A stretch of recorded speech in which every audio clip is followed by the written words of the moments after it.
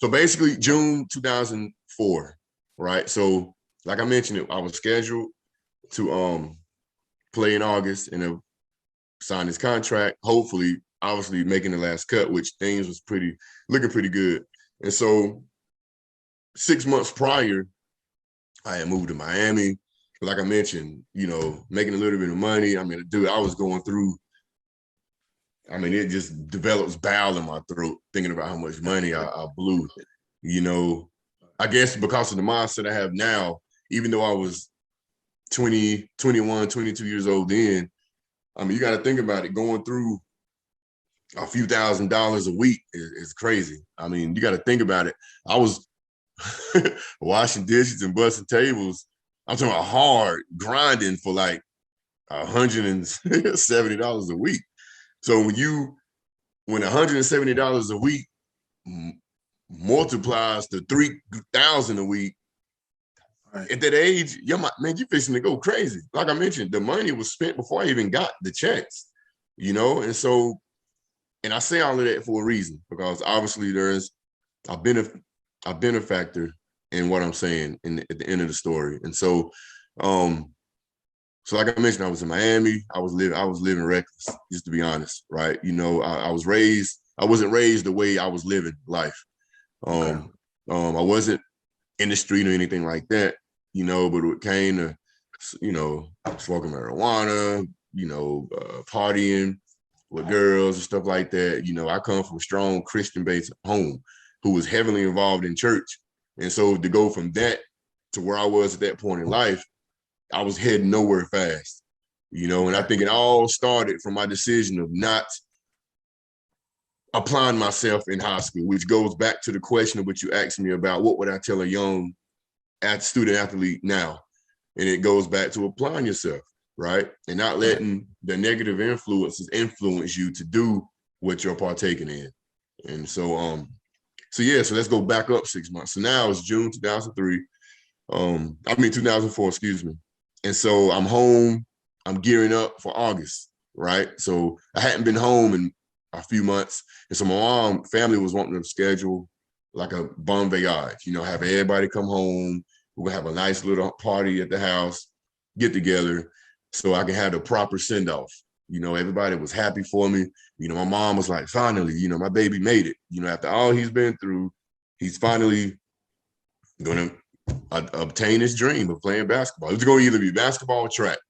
See, you got to think at that point in my life, to me, sports professionally it was over. It was done deal, because I had already applied myself to not going to school, to not even furthering my athleticism in any sport whatsoever. Of course, I was still playing basketball at these rec leagues. That's not going to get me anywhere. I was just playing because I love the game and I can play. I never thought of myself of making it anywhere. So you got to think this is like a happenstance. It just happened. And so I think that's what blew my mind. It was like, dang, I really am unstoppable. That's the mindset I had. Like, wow, look at everything that didn't happen. And so I think now my dues are being paid because of my coaches and the staff didn't promote me like I felt they should have. Now look at me. I think that's where that boastful mindset came from. You see what I'm saying? Coming home and Ferraris and all this crap, man. Stuff I couldn't even afford but rent it. And then look stupid when I'm halfway down the floor and running out of gas. I've had to call homeboys, look, man, I done ran out of gas, you know what I'm saying? And so, and then, I didn't mention this either. So I had an agent at the time. And so my co-partner was Andre Rossi. And so we became tight, man. And so, of course, one situation I had to call him to come get me. Ran out of gas. He gave it to me too. Don't tell me he clowned me, dude. Man, what you doing? You ain't this, you ain't that. You rent this Ferrari. And I told you, like I told you off, I guess a few weeks ago, hey, driving them foreigns, Ferrari, it was a Medina 360. It was a 2004 model. And when I tell you, when you fill up the tank, then gas premium then was like $2 something, which was cheap compared to now. I think it was a little cheaper than that. So when I filled it up, it was $50. And so that's gone within literally 2 hours. It's gone. Full tank of gas is gone. Wow. You see what I'm saying? Yeah, I was young and dumb, dude. I was reckless, man. But anyway, that's a sidebar, just a little ha moment. But so yeah, man. So March 2000, June 2004. It was the date was the 20. It was the 18th.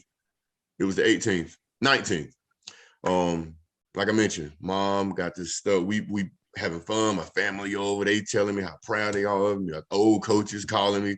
Yeah, I see you made it. And of course, I blew it up to them. Right. You know, which I got an end note for that, which something that just happened a couple days ago. But I'm finished with that. But you know, I'm blowing it up, trying to throw it up in their face on some old look at me now type stuff, you know. But of course, they stayed modest and encouraging, like, well, we knew you had it in you. You know, things just wasn't the same then as it is now, but whatever. All right. So that night come, everything done settled down. I get a phone call, right? And so one of my good friends that I've become to know called me and was like, look, man, what you got going on tonight? I said, nothing. You know, just chilling here at the house. They're like, look, man, you want to go out? And I was like, yeah, I'll go out. Where were you trying to go? So, of course, it was a club near our city, man, maybe a good hour away, a popular club at the time. And it was like, you know, man, I heard that you about to get on, blah, blah, blah. You know, let's go celebrate. So, of course, I'm not thinking about nothing negative. I'm like, yeah, let's go. I'll pay for everything. Let's go. So I hang up, I freshen up or whatever. So my mom come in the room, like, where you getting ready to go? I said, oh, I'm supposed to go out. She's like, oh, well, who? So when I told her, she was like, you sure you want to go out? You know, there again, that's the woman intuition, right? And I told you, you know, I'm raised in a strong Christian foundated home.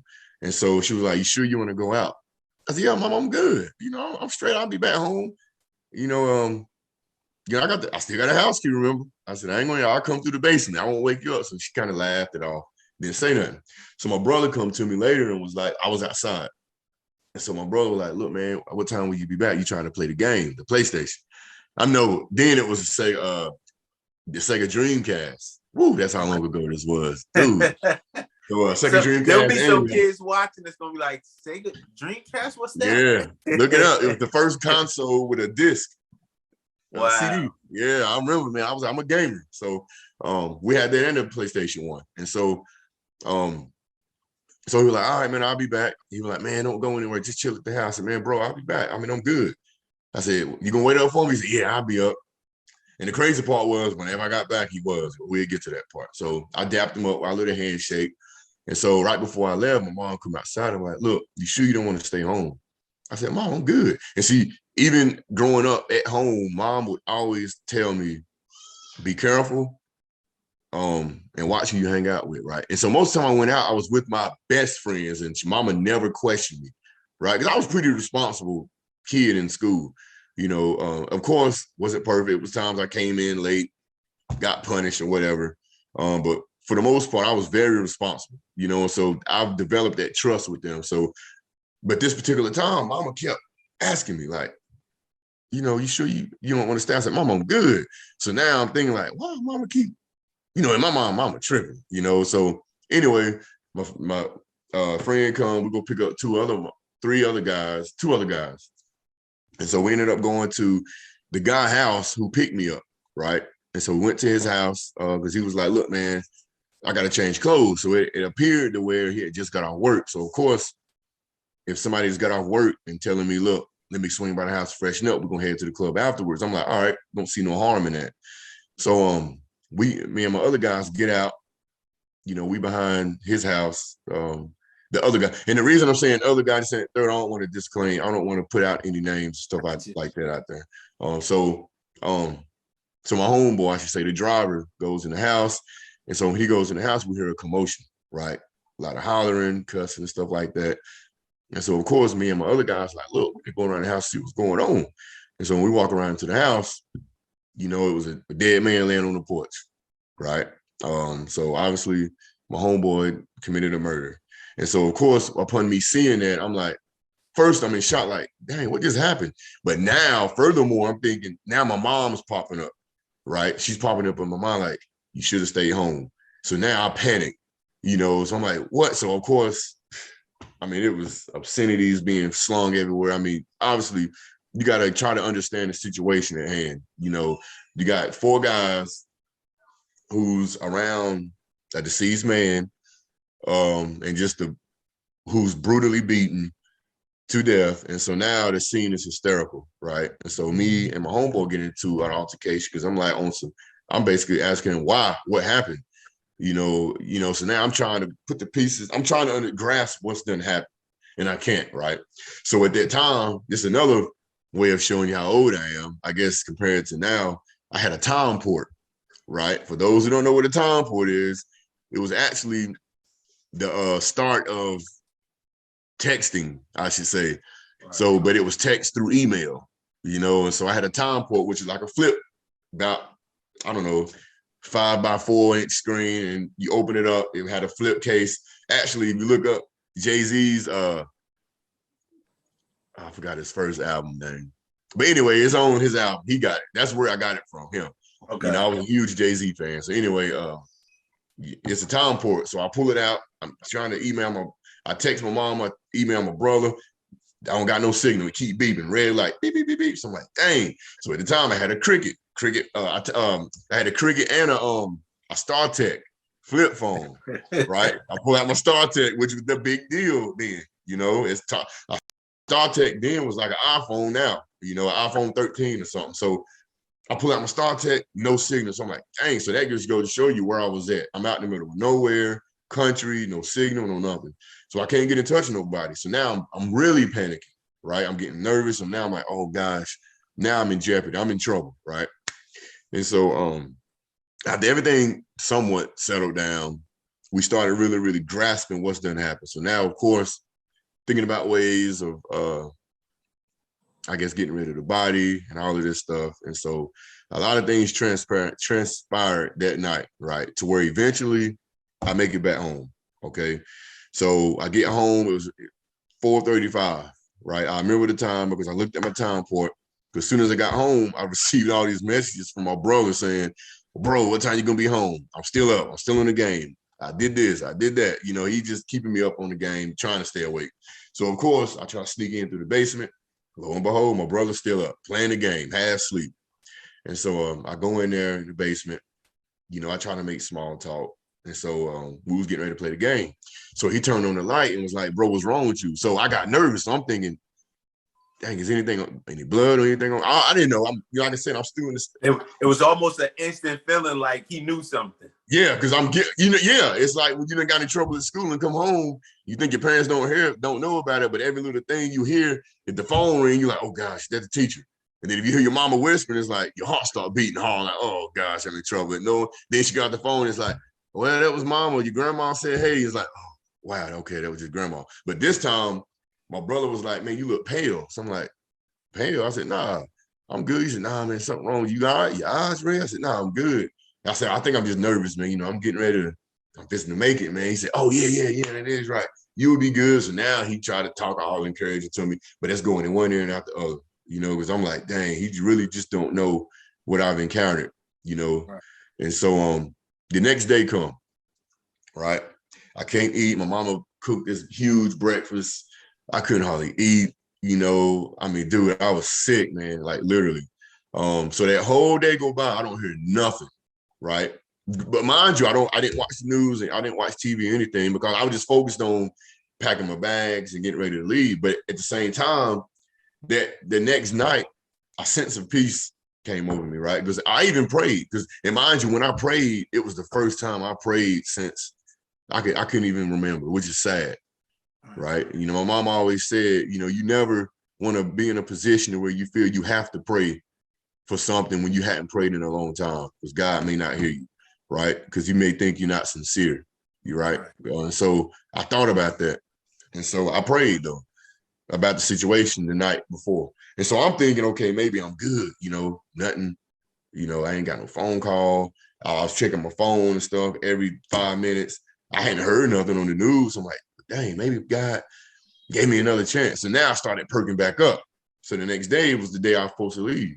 And so I went over to this friend, had a lady friend of mine.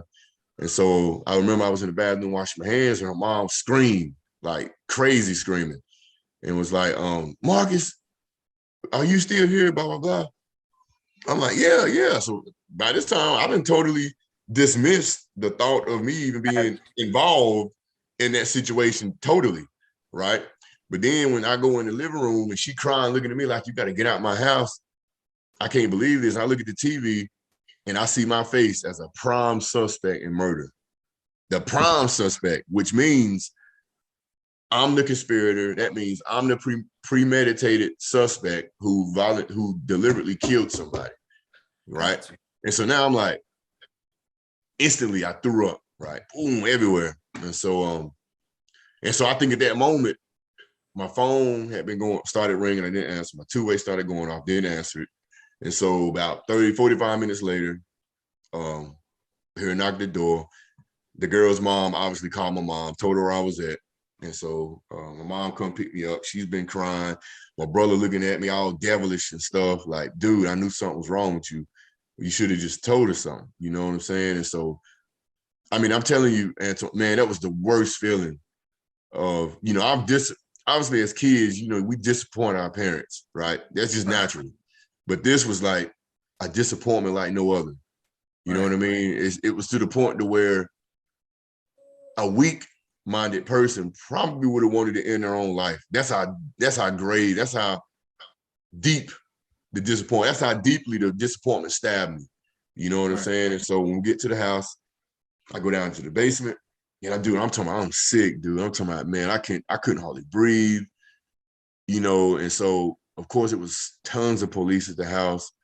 And so being that my mom is close relations, well, got good relationships with the police force, and myself included, they gave me the opportunity to turn myself in. And so all of the police left except one.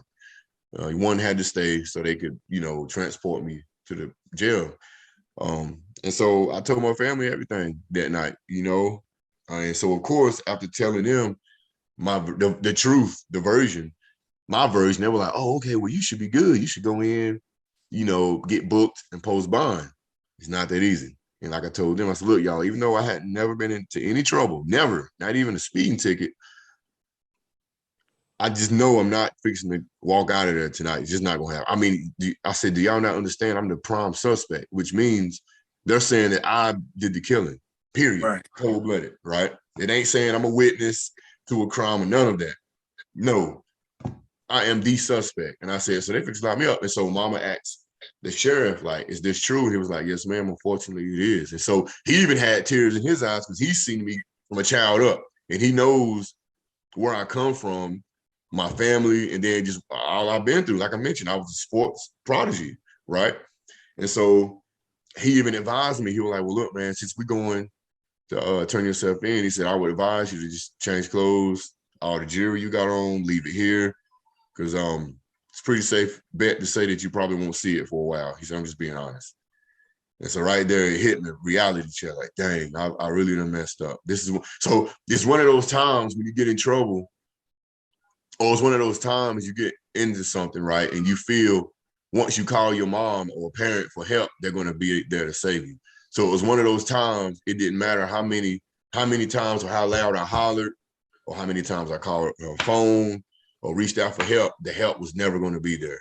You see what I'm saying? So that was basically where I was, the position, you know? And so I remember standing in my room, changing clothes, my brother standing there, he's crying, my mama just standing there in shock.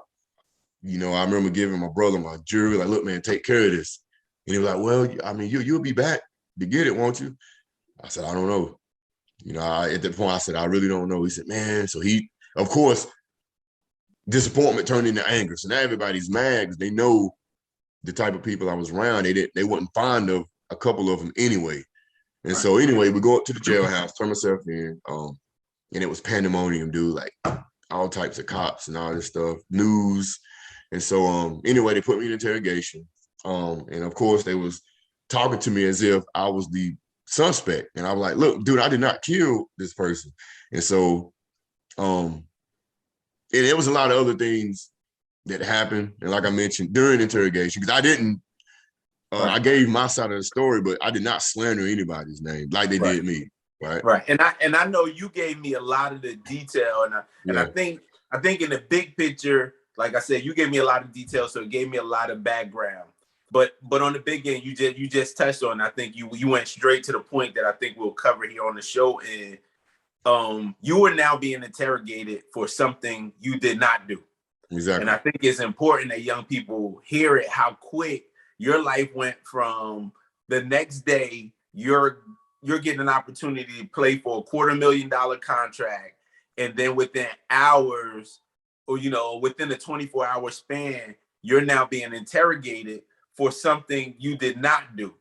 And what I'm going to do is I'm going to take that, and then we're going to fast forward, because you gave me a little bit of the background, and where even those that were involved pretty much, I think, end up saying, and you can correct me, said enough to make it clear that you did not do the crime.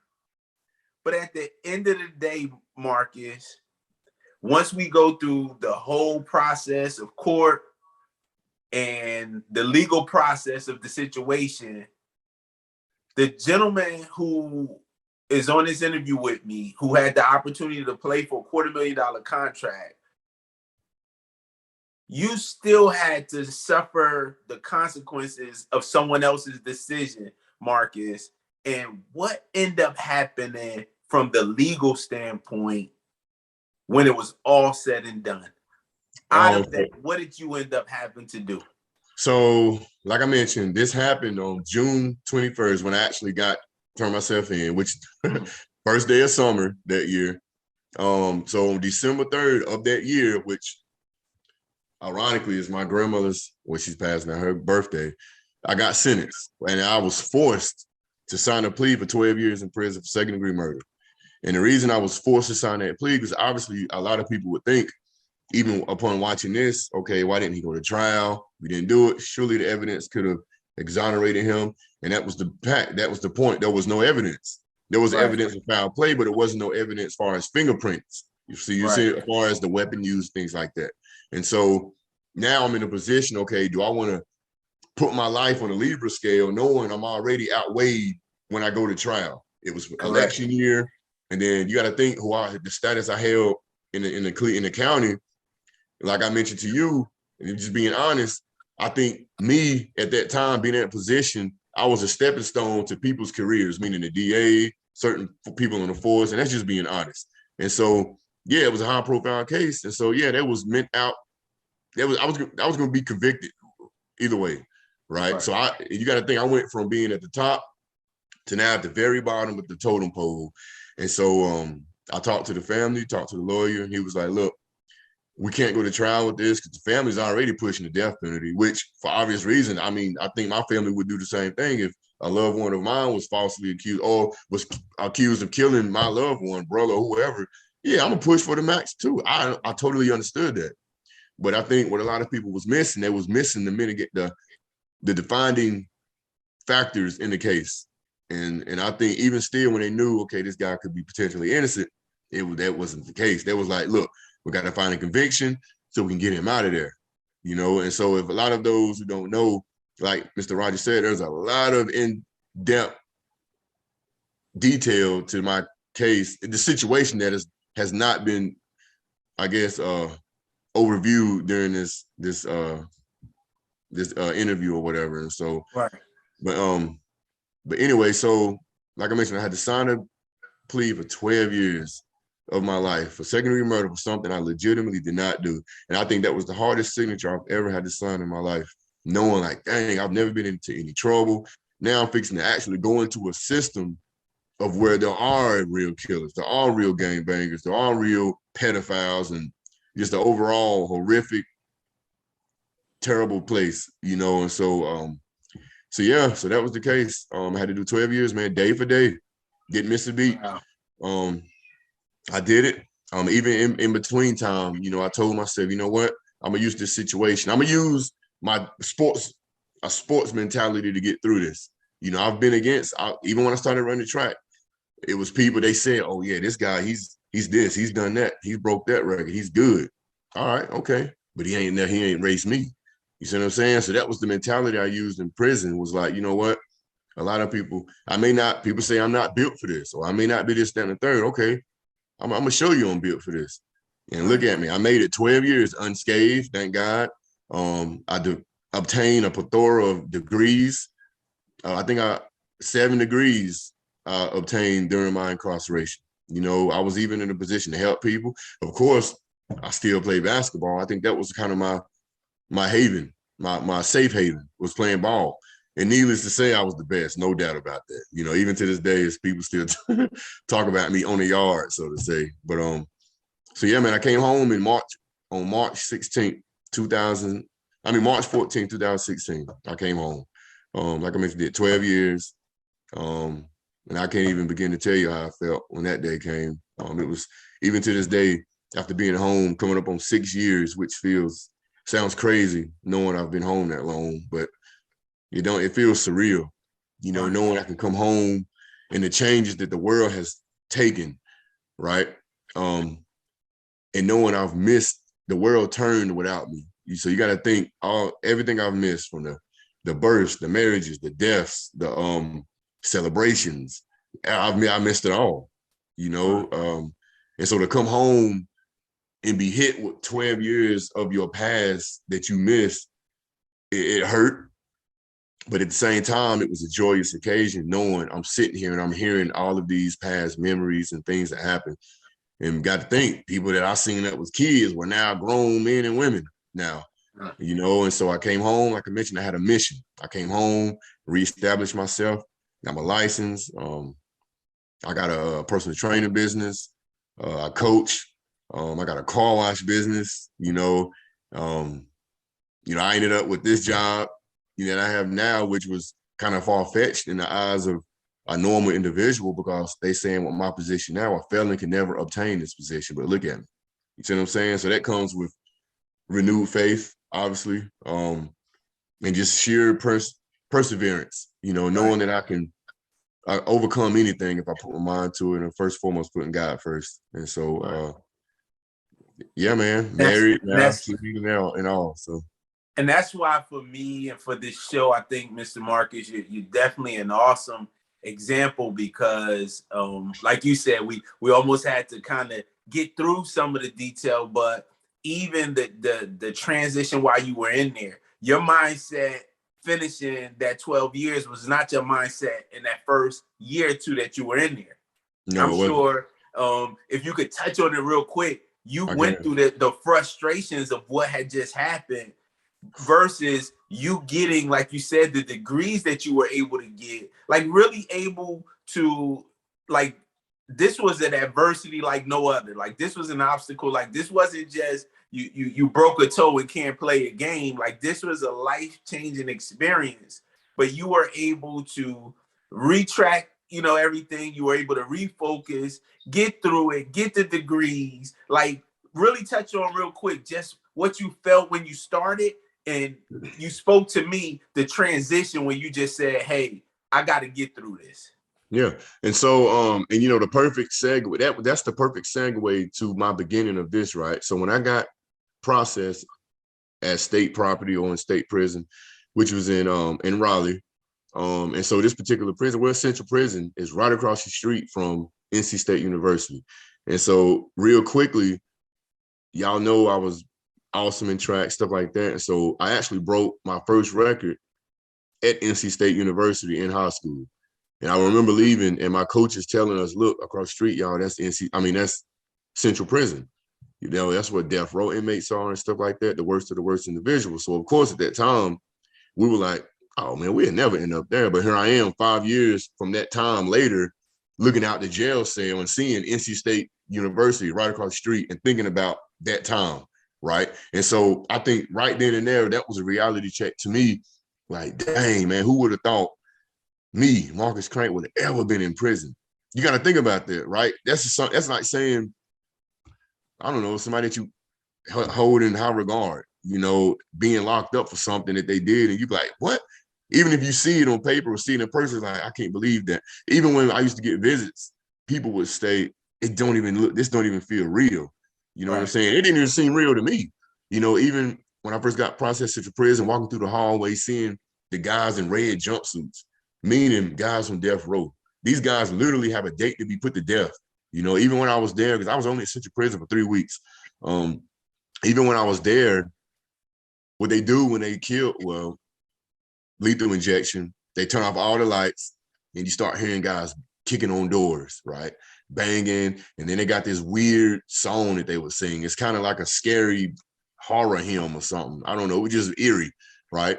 And so it gets quiet, the lights flicker. And I think they do that on purpose. And it ain't like what you probably done heard back in the day, back when they had the electric chair, the lights flicker and all of that stuff. So it was just something that they do now to show solidarity to the person who's being put to death, basically, right? And so that happened when I was there, and so that was, like I mentioned, eye-opening, dude. Seeing those guys, knowing they're never going home, they are going to be literally put to death by man. They have a date and a time to die, and so I'm like, God, I could have easily been in that situation. Because look, when I first got locked up, that was my charge, right? I was facing the death penalty.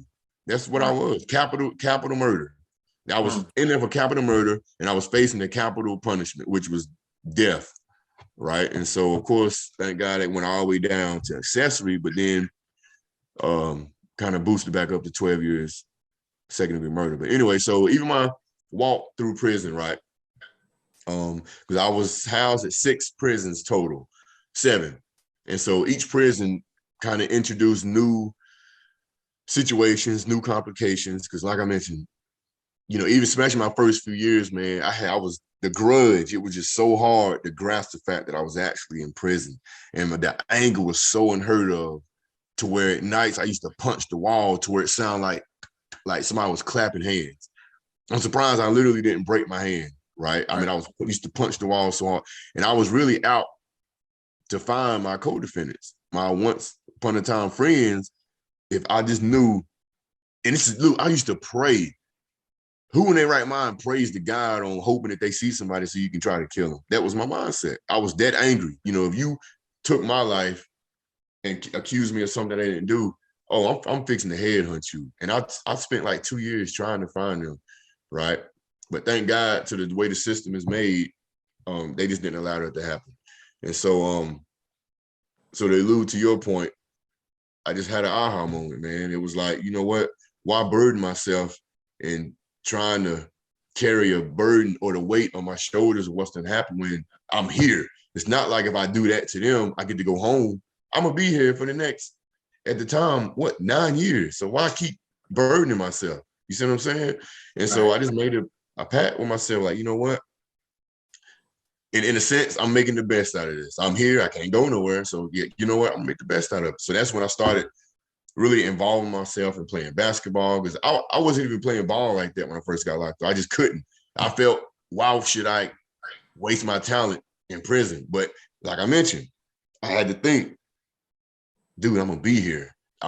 When I go home, I'm going to be 34 years old when I go home. You know what I'm saying? So me playing basketball made for money is over, pretty much. So why not just enjoy it now and just, do what I do in here? So that's what I did. And so, like I mentioned, ultimately that helped me through time-wise, and like I mentioned, I took up school.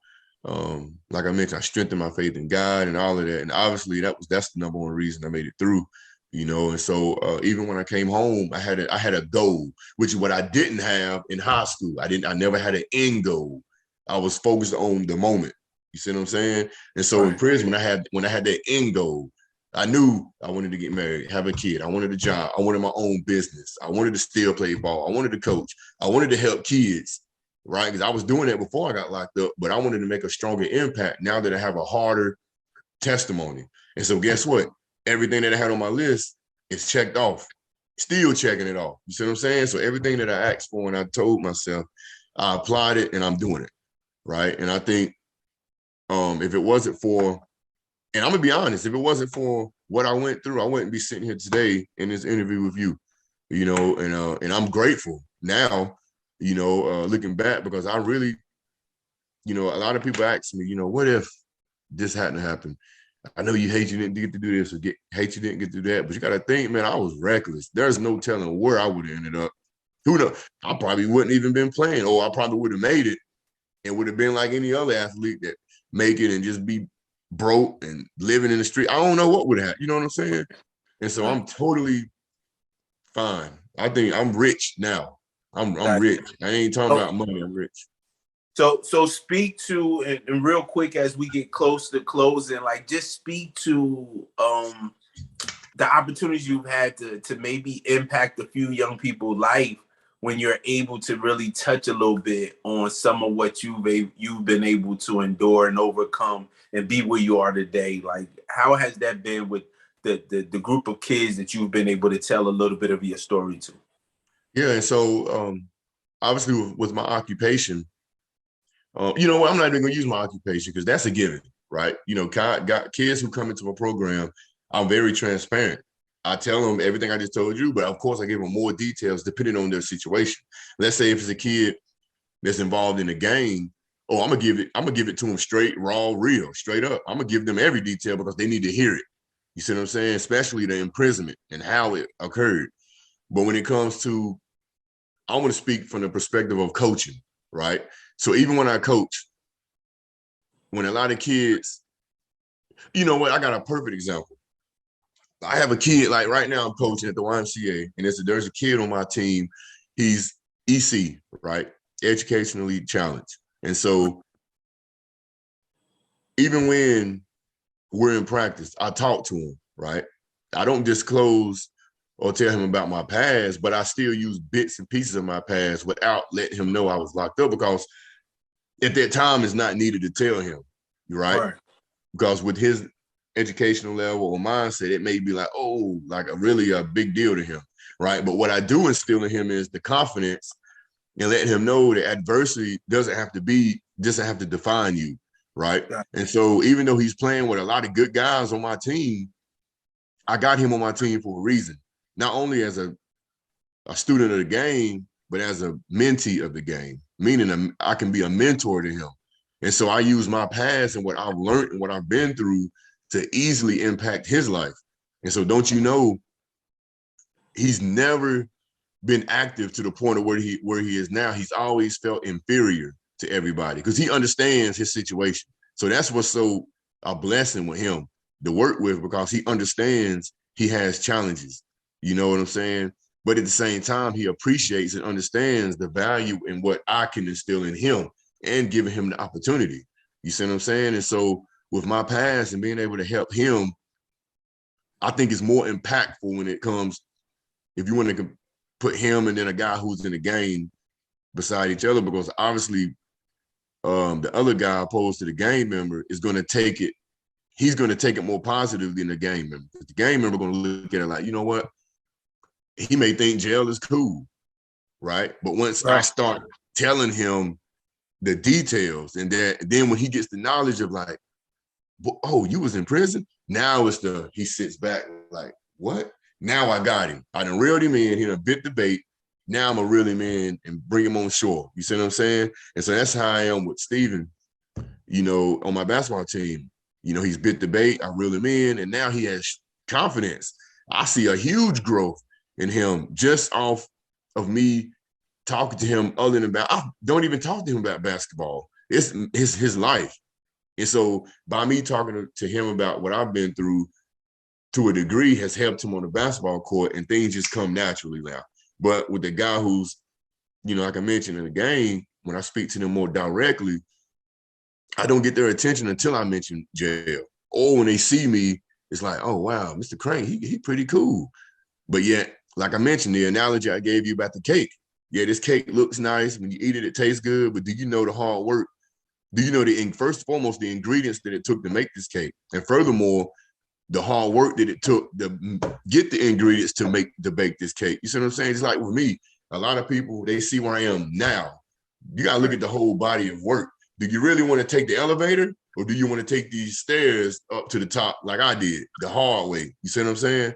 And so yeah, that's kind of how I apply it to my kids, man. And I think it was God sent and ordained for me to be in the position I am now. Because like I mentioned, I wouldn't change it for the world, you know, just being in a position to help kids. And, you know, even when I go around and speak and give my testimony or motivational speaking, you know, it's to where now I know when I can grasp a crowd, like me and you talked about, you know how to present your story off the atmosphere, right? The crowd.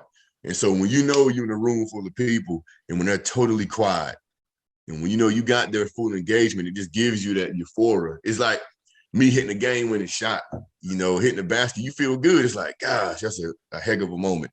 I feel the same way when I'm giving my testimony, when I know people can clap or they can amen to this, or when somebody can be like, oh, that's cool, or when they just quiet, or you see people with tears down their eyes, that lets you know you really serving your purpose, you know. And I want to give one more thing too. Even with the guys who were involved, I've talked to all of them since we've been out. And I think another hardest thing was forgiving them. And and they all apologize, especially the main guy, right? He apologized. And I think I think that showed growth in me, you know, when I first seen him as a free man. Because like I mentioned, when my palms got clammy, you know, my heart started beating fast. I was like, oh, I got him. It's like a cobra seeing a rat, you know. It's like, oh, I got him. But then it's like, I thought about it. Like, hold on. Do I really want to act on this in anger? Or should I be the bigger man and just hear what he got to say first? So when I seen this man break down and cry and was like, man, I'm sorry, this, that, and the third, and start explaining himself. So the more he talked, the more I started calming down, like, okay, now see, I'm hearing his side and not hearing it through a lawyer or hearing it through hearsay. I'm hearing it from him. You see what I'm saying? And so it brought him more things to light and learning of the motive. It made a lot of sense. But now, even then, I forgave him. But of course, I drew the line. It's like, look, okay, we'll never be cool to that point ever again. But far as speaking, yeah, I wish the best for you. And he's doing good. They're all doing good. Thank God they are. I think we all learned our lesson through this process. And I think it proved to be beneficial to everybody that was involved. But just speaking primarily for me, I think it made me a man. It made me Marcus Crank. That's what I can say. Got you. And so, man, I appreciate you sharing your story with us, because I think it's so important that young people get to see not only the highs. You know, I have some guys, we have the young athletes who are excelling well and doing well in class and doing well on the field or in the game. You know, and I've had the older guests that have excelled in sports and then went on to other career fields. But I think your story just brings a different dynamic in that you really had to endure adversity like on another level to be where you are today. So many people will, like you said, toss the towel in on life, just like went to another level, even being in prison. But you went through that small moment early on, but you chose to make those changes, reestablish your faith, and really take life to another level where you're now able to impact others.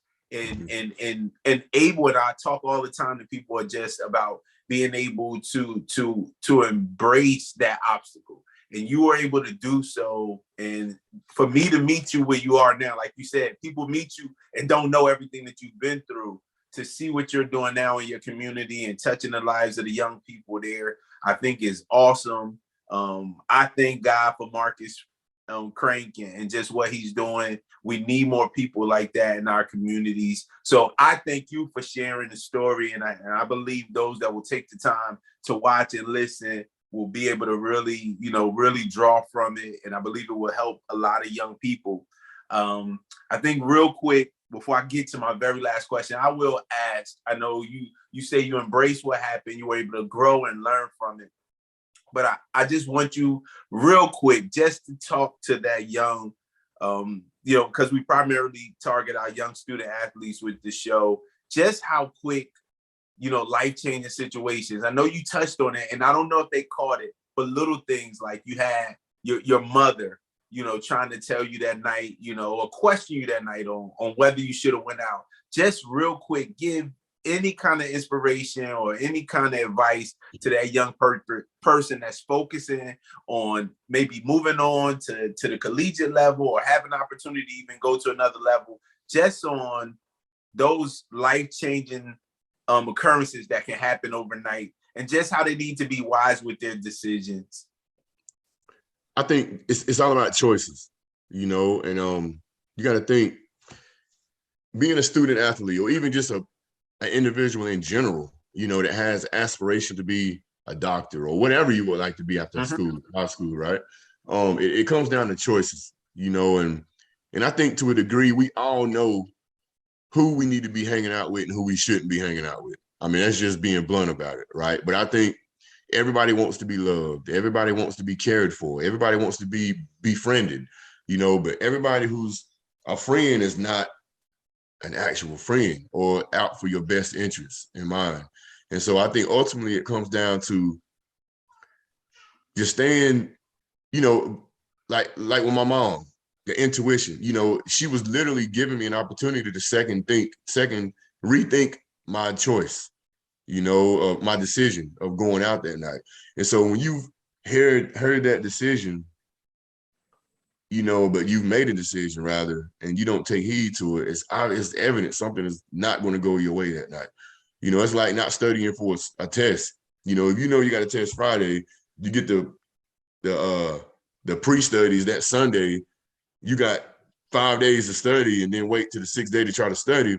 You already know what's going to come thereafter. Probably not going to pass, you know, or make a very low grade. So, but you can't be mad at nobody but yourself. You know what I mean? Right. Poor preparation, you know? So I think just being prepared and like I mentioned, developing that end goal, right? And the end goal shouldn't be your only goal, right? Because if you set out in life to have one goal and say, you know what, I want to make it to the NBA, that shouldn't be an end goal. Goals are not meant to have a period on the end. You see what I'm saying? Because that's like saying you play basketball like me.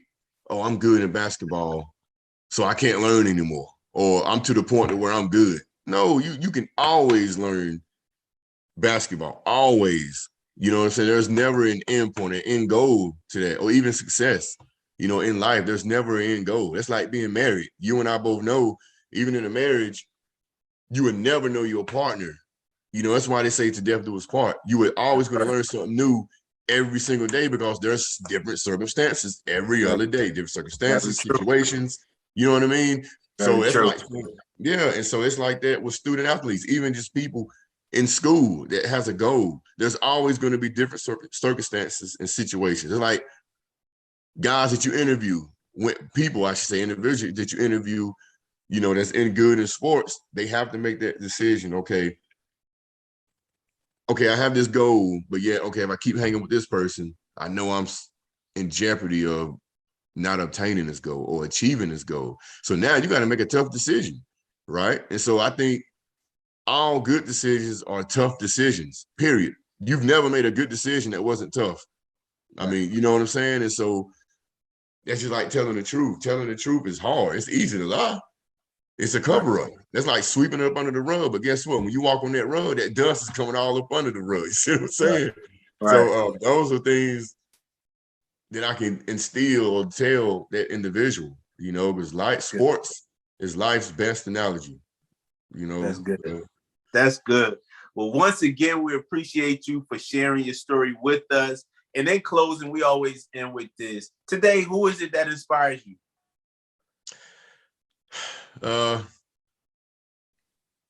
It's my mom, right? But I think I'm gonna go further, right? And I'm gonna throw it out because of the I guess the viewers that we have, right? I'm gonna say Kobe Bryant, because Kobe Bryant went through adversity.